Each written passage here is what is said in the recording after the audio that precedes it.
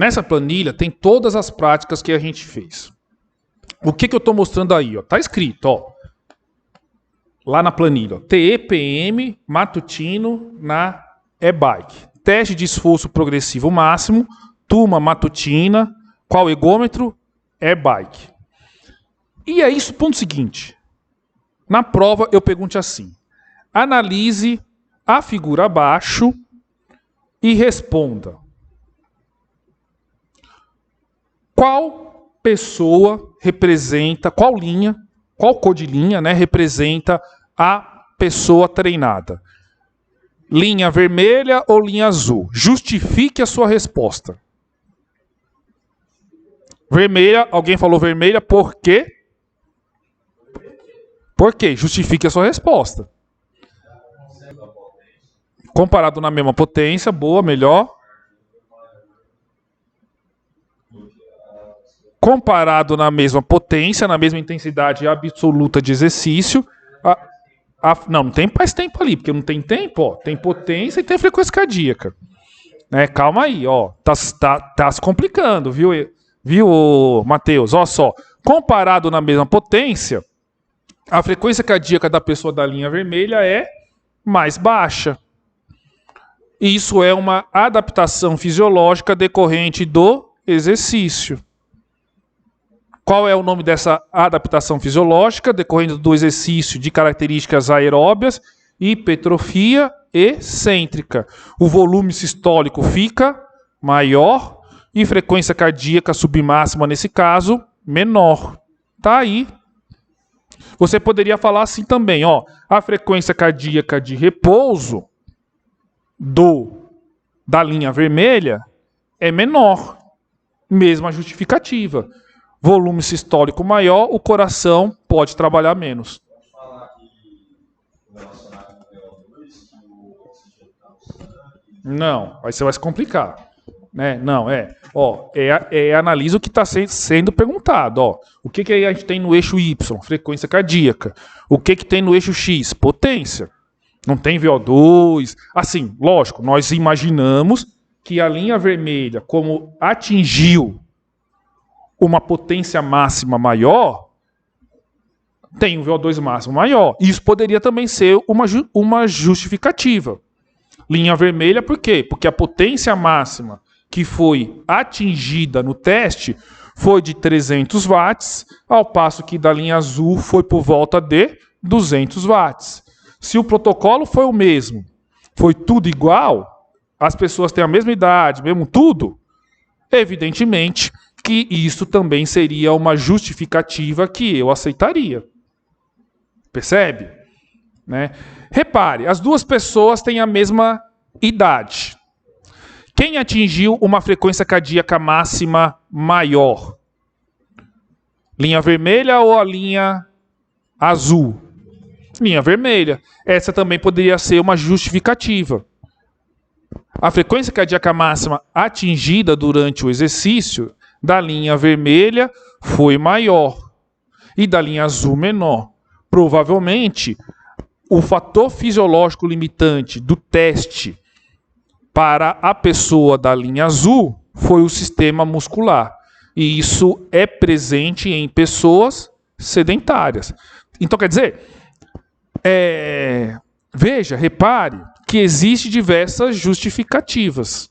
Não é só uma. Aqui o Álvaro disse, está correto, evidentemente. Mas você pode fazer uma análise da frequência cardíaca de repouso, você pode fazer uma análise da potência máxima que foi atingida, você pode fazer uma análise da frequência cardíaca máxima que foi atingida e assim por diante. Tranquilo? Então, olha só, revelando, a linha azul era a Alana, que nem veio hoje, e a linha vermelha era o Luiz, que também não veio hoje, né? Foi aquelas diferenças que a gente viu. Repare também aquilo que eu estou vendendo para vocês. Ó, frequência cardíaca aumenta linearmente até a exaustão. Ah, professor, mas os pontinhos estão variando? Estão, é um sinal biológico. Mas o que eu fiz aqui? Ó? Eu tracei uma linha de tendência. E aí, repare, olha só, que a frequência cardíaca aumenta linearmente. Dados de livro. Tá certo? Mais bonito do que foi aquela aula prática, impossível. Tá certo? Olha só, dado de livro. Né? Sabe que é aquela história? Porque o Facebook está caindo meio de moda, né? Especialmente entre os jovens, né? Mas resultado de experimento, de projeto de pesquisa, resultado de aula prática, é igual foto de Facebook. Você põe o que você tem de melhor. Né? Você nunca vê aquela menina descabelada, né? Com alface no dente, é sempre ela bonitinha, né? Tá certo? E o menino também, né? Sempre bem penteadinho, tal, né? Então aqui, olha só, é foto de Facebook. Se eu fosse escrever um novo livro, esse gráfico ia estar no livro, né? Perfeito, tá certo? Vamos ver, Braulio, o que tem também nessa planilha. Tira o zoom. Ó, aqui é só com membro superior. Mesma análise. Olha só, existe uma diferença quando nós fazemos uma análise na potência submáxima. A linha vermelha possui uma frequência cardíaca menor. Existe uma diferença na frequência cardíaca máxima que foi atingida. Existe diferença na frequência cardíaca de repouso. E existe diferença na potência máxima que foi atingida, mostrando de fato e de direito que o Luizão é mais condicionado do ponto de vista aeróbio que a Alana. Tá certo? Tá aqui. Vai para o gráfico do lado, vamos ver o que tem. Olha só, aqui é a comparação dentro da mesma pessoa para o teste feito com os membros superiores e membros inferiores e superiores, juntos, simultaneamente, mostrando o efeito da massa muscular envolvida no exercício sobre a resposta da frequência cardíaca. Se eu colocasse esse gráfico aqui, ó, é esse gráfico aqui, Braulio, e perguntasse, ó, na aula da turma de 2022, vespertino, foi feito um teste de esforço progressivo máximo com os 4 membros simultaneamente e no outro dia só com os membros superiores. Identifique qual linha representa o teste feito somente com os membros superiores e justifique a sua resposta. Linha pontos vermelhos ou pontos azuis? Vermelho. Justifique a sua resposta. Mesma análise. Olha só. Frequência cardíaca máxima, menor. Quando comparado na mesma potência, você concorda que a baixa quantidade de massa muscular dos braços é muito mais difícil manter 100 watts se eu distribuir essa potência entre os membros superiores e os membros inferiores? Em qual situação que eu vou evocar uma frequência cardíaca maior? Nos braços, tá certo? Nos membros superiores. Então, olha só, os pontos vermelhos representam o teste feito com os membros superiores. Beleza. Tá certo? Dados das aulas ou da aula de vocês. Tá aqui. Eu não inventei isso, não. Foi a gente que aprontou isso juntos. Isso aqui, quem chegou nisso aqui juntos foi a gente.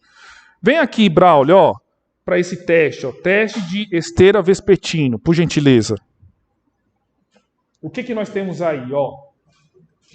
Comecei aqui o gráfico, só para facilitar aqui a nossa vida. Isso aqui é o Paulo, o colega de vocês.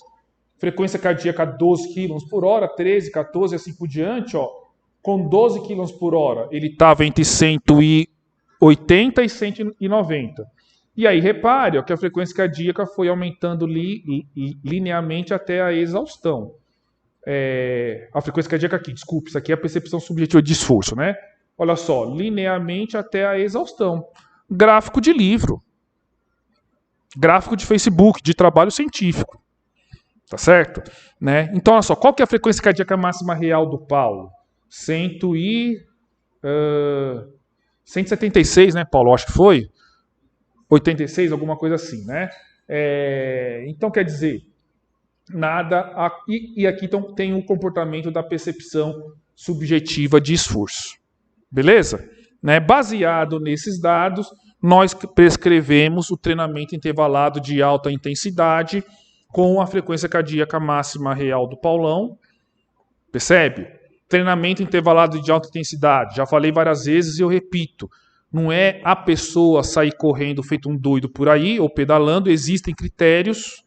Quais são os critérios? Duração do estímulo, intensidade do estímulo, tipo de exercício, bicicleta, na esteira.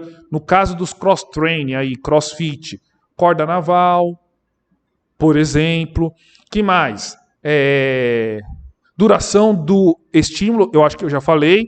Número de estímulo, intervalo de recuperação entre os estímulos, se a recuperação é ativa ou é passiva, duração da recuperação, se a recuperação for ativa, intensidade da recuperação, que foi o caso ali do protocolo que a gente fez no Paulo, né, que a recuperação era de 60% da frequência cardíaca máxima.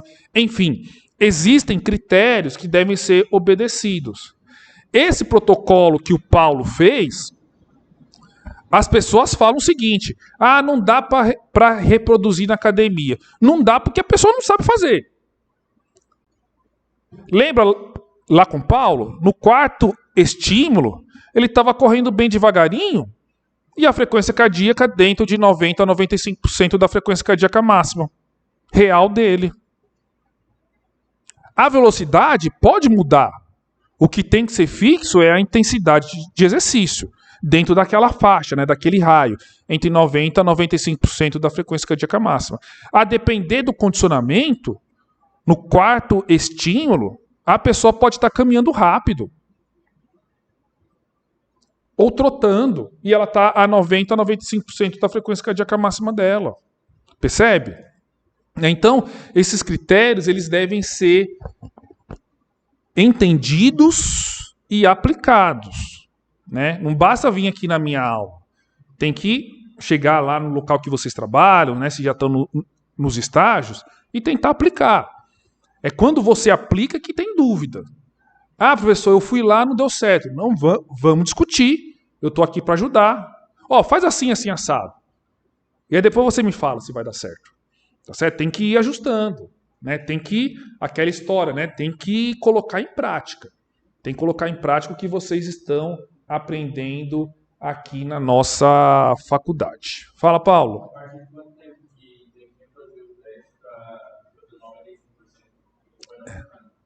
É assim.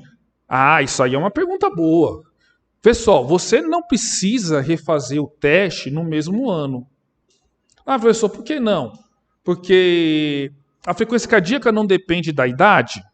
Então tem a sua frequência cardíaca máxima real. Se eu repetir o teste com você, vai dar quanto? 186 batimentos por minuto. Pode variar um pouquinho? Pode, né, gente? É sinal biológico. Pode ser 190? Pode ser 185? Pode. Mas não vai variar substancialmente. Mas agora, como que você sabe que a pessoa está melhorando? Que para atingir aquela intensidade de exercício, a velocidade que ela precisa correr é mais alta. Tá certo? Então, por exemplo, sei lá, você começou no primeiro tiro a 14 km por hora e atingiu os 90% a 95% da frequência cardíaca máxima. Daqui a um tempo você melhorou, você vai sentir, você vai ver, você vai verificar, não sentir, você vai ver, que no primeiro tiro você está correndo agora para atingir os 90 a 95, 14,5 km por hora. 14,6, 15 km por hora. Isso é um indicativo que você melhorou. Beleza? Foi? Né? Agora, né, sei lá, daqui a 3 anos, não é aconselhável que você use a frequência cardíaca máxima que a gente fez nesse ano. Você envelheceu 3 anos, né?